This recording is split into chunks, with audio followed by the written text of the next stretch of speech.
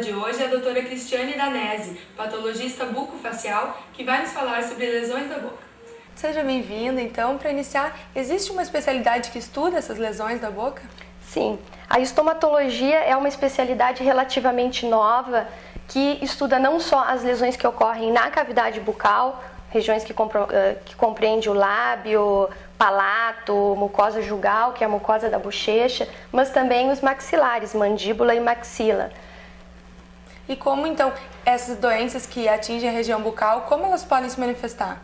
Elas podem se manifestar de diferentes formas, sobre a forma de úlceras, ulcerações, como por exemplo a afta, de vesículas, bolhas, podem também se manifestar como forma de placas, normalmente esbranquiçadas ou avermelhadas. Então existem diferentes manifestações clínicas dessas lesões que acometem os tecidos moles. Mas em relação às lesões que ocorrem nos tecidos duros, nos ossos, na mandíbula e maxila, elas se manifestam do ponto de vista radiográfico. E quais as causas dessas lesões?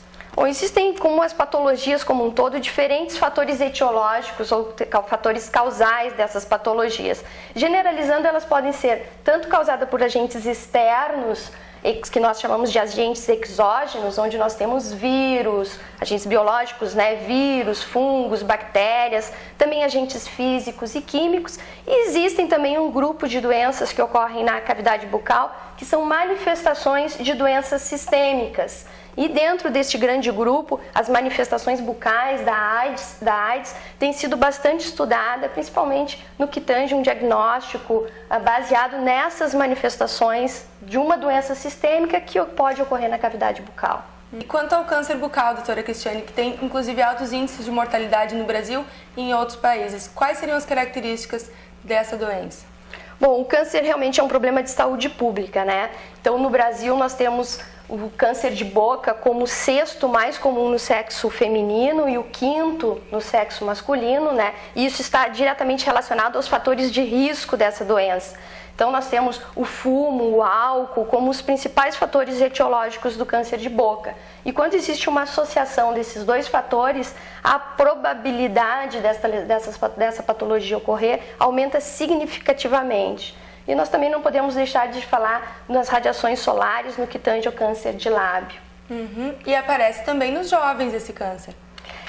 Até em relação aos fatores de risco, que são fumo, álcool, e esses fatores atuam de forma cumulativa. Normalmente, o câncer de boca ocorre com pacientes com acima de 40 anos, ter quarta, quinta décadas de vida. Essa é a faixa etária preferencial.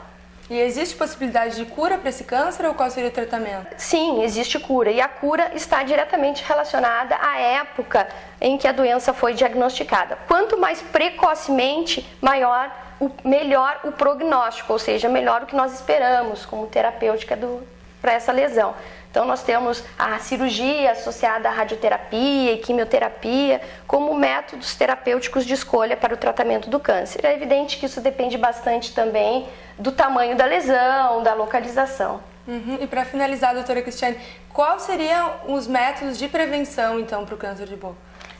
A prevenção estaria baseada em nós atuarmos nos fatores de risco, principalmente fumo, álcool e exposição às radiações solares. Então, existem dados recentes do INCA que têm nos mostrado o seguinte, que nos últimos anos os pacientes que procuram serviços especializados em diagnóstico e tratamento de câncer bucal já chegam com a doença num estágio avançado, onde o prognóstico é bastante desfavorável. Então, a prevenção seria, obviamente, como um método educativo para nós trabalharmos e abordarmos melhor essa problemática que é o câncer de boca.